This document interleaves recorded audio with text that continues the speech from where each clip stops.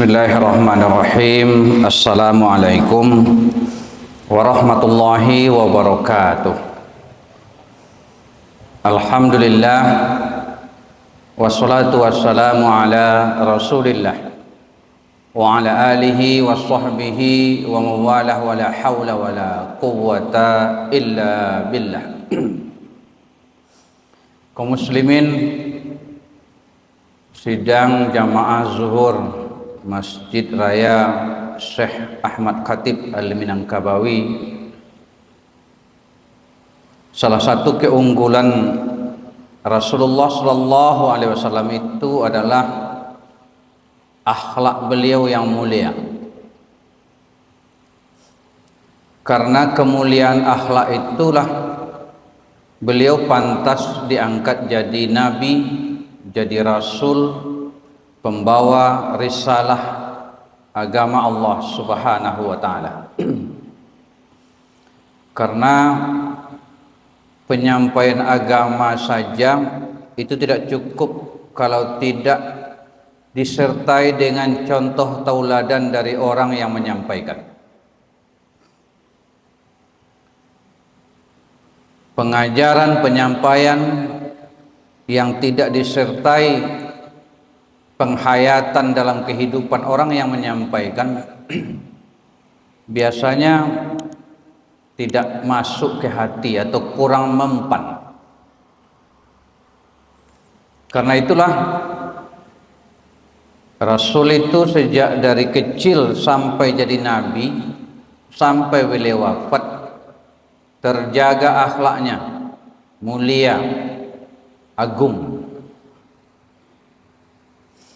Dan ajaran yang beliau sampaikan sebagai amanah dari Allah Subhanahu wa taala itu tujuannya juga perbaikan akhlak. Bahkan satu-satunya misi daripada kenabian itu adalah penyempurnaan akhlak. Kata Nabi, innama bu'itsu liutammima makarimal akhlak. Aku diutus hanya satu misinya, hanya untuk menyempurnakan kemuliaan akhlak manusia. Apakah akhlak Nabi itu datang tiba-tiba saja? Tentu saja tidak. Sejarah kehidupan Nabi menceritakan kepada kita bahwa kemuliaan akhlak Nabi itu melalui proses yang panjang. Dididikkan langsung oleh Allah melalui peristiwa-peristiwa kehidupan yang dialami oleh Rasulullah Sallallahu Alaihi Wasallam. Dalam hal ini Nabi bersabda, "Addabani Rabbi fa ahsana ta'dib." Tuhanku mendidikku dengan pendidikan yang terbaik. Nah, dalam kesempatan yang singkat ini saya ingin sampaikan 5 hal yang dididikkan oleh Allah kepada Nabi Muhammad sebelum jadi Nabi, sehingga beliau dipuji akhlaknya oleh masyarakat ketika itu. Yang pertama adalah Allah menanamkan rasa malu dari awal. Dalam sebuah riwayat tentang sirah nabawiyah disebutkan Nabi kecil, Muhammad kecil, bermain-main dengan kawan-kawannya. Kawan-kawannya buka baju. Biasalah anak-anak buka baju. Mereka juga belum punya aurat. Tetapi datang malaikat. Ketika Nabi akan membuka baju, datang malaikat. Jangan buka baju. Ini apa tandanya ini? Apa ibrah pelajaran dari sini? Bahwa standar akhlak seorang Nabi itu beda dengan orang biasa. Kalau kita bawakan sekarang, standar akhlak seorang ustadz, buya, kiai tentu harus melebihi umat. Standar akhlak seorang pemimpin RT, RW, ke lurah, desa sampai ke presiden mestinya melebihi standar biasa. Karena mereka harusnya menjadi panutan. Itu yang pertama. Yang kedua, bahwa agama itu dimulai dari rasa malu. Karena rasa malu itulah yang menuntun kita berperilaku yang baik. Dan rasa malu itulah yang akan menjadi benteng. Ketika rasa malu itu hilang, maka hilanglah semua benteng-benteng agama. Orang akan berperilaku sesuai dengan nafsunya. Makanya dalam hadis disebutkan, jika kamu sudah tak punya malu, maka kerjakan sajalah apa yang kamu mau. Benteng daripada kita berakhlak buruk, berperilaku yang melanggar agama itu adalah malu itu. Malu tidak menutup aurat. Kalau sudah hilang rasa malu, lihatlah perempuan-perempuan barat itu melenggang-lenggok dengan pakaian yang tinggal satu helai benang menutup aurat utamanya. Kenapa mereka melakukan itu? Tidak ada rasa malu. Kenapa orang korupsi, orang narkoba, orang berzina, maksiat? Karena hilang rasa malu. Kenapa orang tertangkap di depan kamera dia bisa tertawa, tersenyum? Kata orang, putus urat malunya. Jadi hal pertama yang diajarkan kepada Nabi oleh Allah sejak kecil, tanamkan rasa malu itu, walaupun hanya sekedar membukakan aurat yang sebenarnya boleh saja, tapi tidak pantas sebagai seorang Nabi. Pakai celana Hawaii, pakai singlet, tertutup aurat. Sebetulnya tidak ada yang dilanggar di situ, tidak ada dosa. Tapi mungkinkah itu dipakai oleh seorang ustadz umpamanya? Kita datang ke rumahnya, dia pakai celana Hawaii saja lalu pakai singlet. Itu tidak pantas. Jadi hidup ini bukan hanya soal boleh tidak boleh, pantas tidak pantas. Kalau alu itu boleh tidak boleh, tapi patuh itu pantas tidak pantas. Itu yang pertama. Yang kedua yang ditanamkan oleh Allah kepada Nabi itu adalah ketegaran, ketangguhan. Sejarah hidup Nabi adalah sejarah penderitaan. 3 bulan dalam kandungan, belum ditiupkan roh dia sudah yatim. Lahir, dibesarkan oleh ibunda 6 tahun usianya, jadi yatim piatu pula. Diasuh oleh kakeknya, datuk pucuk di Quraisy itu, terpandang dan juga berada. Aman Nabi, tapi cuma 2 tahun. Umur 8 tahun meninggal pula kakeknya. Diasuh oleh Abu Thalib, datuk pucuk berikutnya, tapi Abu Thalib tidak sama dengan Abdul Muthalib. Abu Thalib seorang yang miskin, tidak berada. Itulah sejarah kehidupan Nabi sejak kecil, diterpa dengan berbagai persoalan untuk melatih ketegaran menghadapi persoalan. Karena nanti dia akan jadi Nabi, begitu banyak persoalan yang akan dihadapi. Ketegaran itu yang kedua itu. Yang ketiga, ketegaran itu melahirkan kemandirian. Usia 8 tahun Nabi mendesak pamannya untuk membantu pamannya mengembalakan kambing. Mengembalakan kambing orang juga dapat upah. Umur 8 tahun dia sudah punya penghasilan. Anak-anak kita umur 8 tahun ngapain? Umur 12 tahun dia sudah dibawa oleh pamannya berdagang. Bukan berdagang dari pasar Raba'ah ke pasar kami, bukan. Tapi dari negara Arab Saudi sekarang sampai ke Syria. Itu melewati 1, 2, 3 bisa 4 negara. Jarak bolak-baliknya bisa 3.000 km, 3 kali Pulau Jawa. Umur 12 tahun. Artinya apa? Kita melalui kehidupan Nabi itu dididik oleh Allah, wahai umat Islam, percepat anakmu mandiri. Jangan manjakan mereka meskipun hidup kalian sejahtera, tapi ajarkan mereka kemandirian, ketegaran. Jangan dimanja.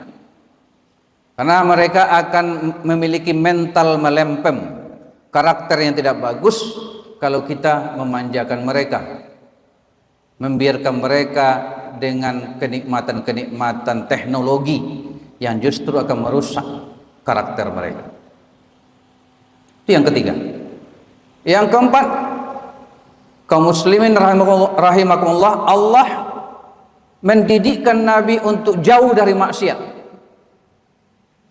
Sebab kalau kita mencoba satu kali maksiat saja, itu berarti benteng pertama dan terkuat dalam hidup kita sudah bobol. Mengulangnya itu lebih mudah. Merayu orang yang sudah pernah berzina untuk berzina kembali mudah. Merayu orang yang sudah pernah narkoba, minuman keras untuk mengulang kembali mudah walaupun dia sudah bertobat. Merayu orang untuk korupsi kalau dia sudah pernah mencuri dulunya korupsi mudah. Tapi kalau merayu orang yang menghindarkan dirinya dari itu, bentengnya masih kokoh, sulit.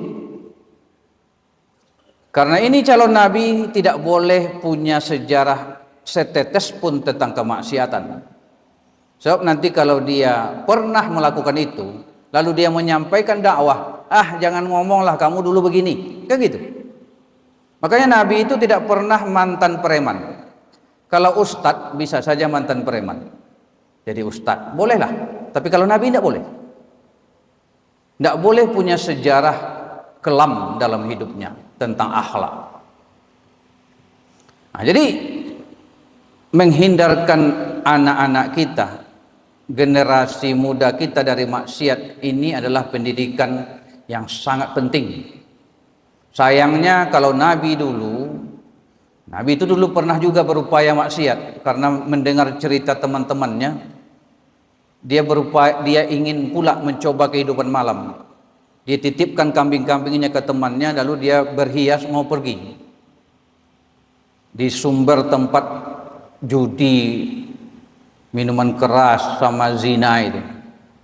Tapi dilindungi oleh Allah. Di tengah jalan dia mendengar musik yang sangat indah, bukan musik yang menghentak-hentak ya, musik yang menenteramkan hati. Dia dengar baik-baik lalu tertidur, enggak jadi. Besok dia coba lagi, kejadian yang sama terjadi lagi. Akhirnya tidak pernah sampai ke tempat maksiat itu. Nabi dulu datang ke tempat maksiat itu mencoba, gagal. Kalau sekarang anak-anak kita, maksiat itu yang datang ke area-area pribadi kita, ke rumah kita melalui televisi, ke tangan kita, ke kamar kita melalui gadget kita, HP kita. Di situ ada pornografi, di situ ada judi online dan sebagainya. Lebih berat tantangannya. Tapi walaupun berat, tetap ini harus kita lakukan. Karena Allah mencontohkan bagaimana mencetak orang berakhlak mulia itu, jauhkan dia dari maksiat. Itu yang keempat. Yang terakhir, yang kelima, Allah mendidikkan Nabi tentang kejujuran. Karena jujur, kata-katanya selalu benar, janjinya ditepati, amanahnya dijaga baik-baik, orang yakin, percaya semua. Ketika Ka'bah runtuh, dibangun kembali, meletakkan Hajar Aswad, bertengkar pemuka-pemuka Quraisy siapa yang paling berhak, orang yang paling mulia yang bisa meletakkan batu itu. Nabi karena biasa jujur, dengan mudahnya melahirkan kebijaksanaan yang sederhana tapi bisa diterima semua orang. Diletakkan Nabi sorbannya ke batu yang terlempar tadi, diletakkannya batu itu di atas, dimintanya pemuka-pemuka Quraisy yang bertengkar tadi untuk memegang sisi-sisinya, lalu diangkat bersama-sama, diapakan seperti nyiru, masuklah ke tempat batu Hajar Aswad itu. Semua orang yang bertengkar tadi merasa ikut mengangkat batu yang mulia itu, semuanya merasa puas. Itu lahir dari pribadi yang biasa jujur, sehingga melahirkan keadilan dan kebijaksanaan.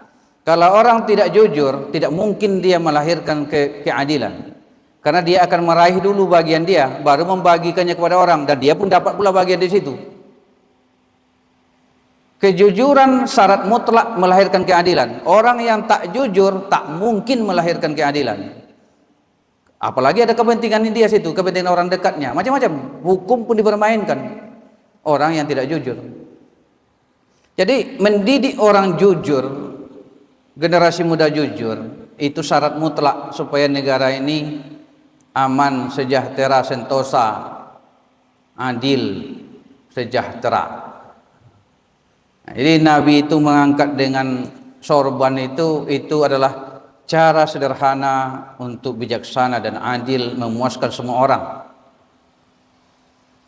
Ini atap masjid kita ini menurut perusahaan yang merancangnya, salah satunya di samping mirip dengan gonjong itu adalah bagaimana sorban Nabi itu diangkat bersama-sama meletakkan kembali Hajar Aswad itu. Coba lihat dari jauh seperti itu. Nah, itulah yang diajarkan Allah kepada Nabi melalui pendidikan. Tanamkan rasa malu, tanamkan ketegaran dalam hidup, kemandirian, jauhkan dari maksiat, dan jujurlah. Karena jujur itu melahirkan kebijaksanaan dan keadilan. Banyak maaf, terima kasih. Wabillahi taufiq wal hidayah. Wassalamualaikum warahmatullahi wabarakatuh. Mm-hmm.